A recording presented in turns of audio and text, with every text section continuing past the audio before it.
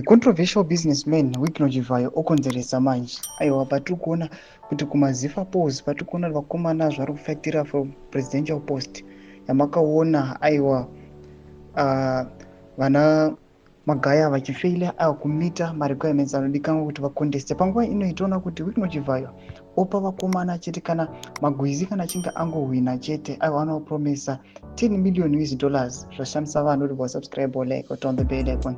Anamba tipinda paBBC zvinovhodanyira Chivayo has endorsed Magwizi to become the president of ZIFA, promised him car worth $200,000.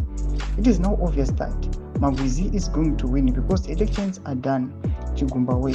FIFA, this is how Zimbabwe is running this beautiful sport.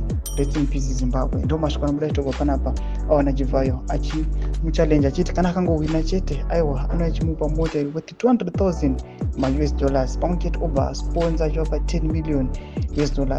But panapa mukangoona patongopindwa nevakomana matenda preneur na Wycliffe Chivayo vanotozora kuti aiwa chitokanganwa kutoenda kutonovhota chaiko aiwa for this presidential post yeZIFA aiwa kune kwatowa kusta time just because vanenge tongoza tonoti aiwa mapozi agara atorongedzwa mukomana atopinda nechekare. This challenge aiwa kana tongopinda nana Wycliffe Chivayo vanotodza kuti zvatodhako. Panapa toona kuti this picture amuri kuona na Wycliffe Chivayo naMagwizi rakanzi Chivayo endorses Magwizi, promises $10 million to ZIFA and a car worth $200,000 if he wins today.